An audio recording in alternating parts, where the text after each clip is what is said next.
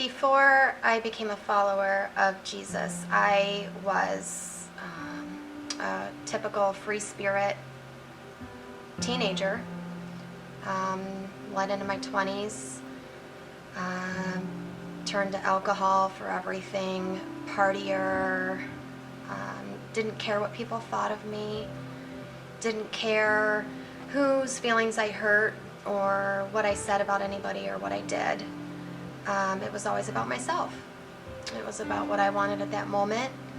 It was about going out with all my friends and having a good time. It was never about anything else besides myself.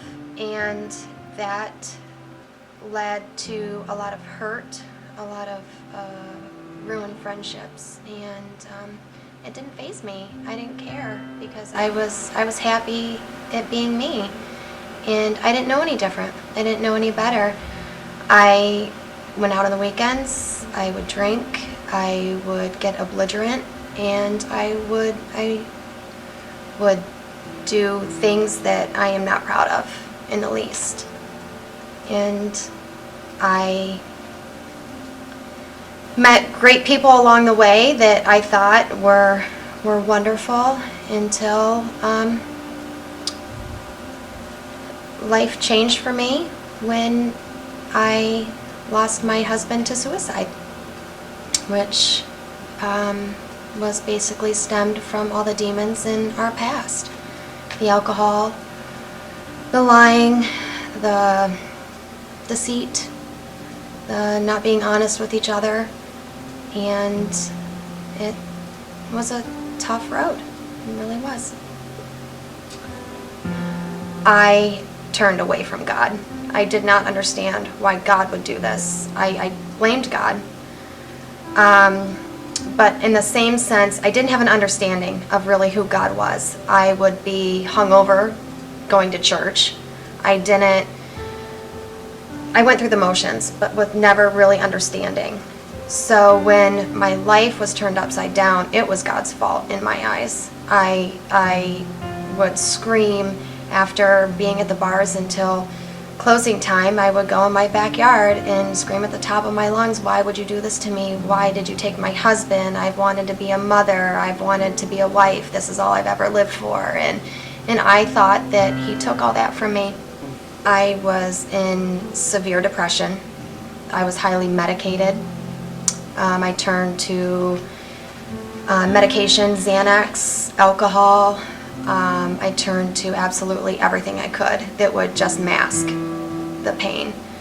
Once I realized my mother also was fighting for her life at the time with leukemia, and I knew I needed to make a change for my mother. That was my eye opener right there. Once I watched my mother in West Penn Hospital in Pittsburgh fight for her life. And as I was fighting my own demons, I watched several sick people on that oncology floor. And everybody prayed. Everybody talked to God. And everybody just kept praying. And I jumped on that bandwagon at that time, and I needed God, because if not, I wasn't going to be there for my mom. She needed that backbone. She needed that support. And I needed to be that for her. So therefore, I stopped everything. I stopped drinking. I stopped my depression medication. Cold turkey, which I don't recommend anybody doing, but I did. And I turned to God. I turned to bettering myself. I bought my first Bible. I prayed. I went to church. I listened to the message. I started doing my research. And with that being said, everything started unfolding. I started seeing positive things happening. My mother was fighting cancer and beating it. She was, everything positive just kept coming our way, and it was just unfolding in such a beautiful, unbelievably way I can't even describe.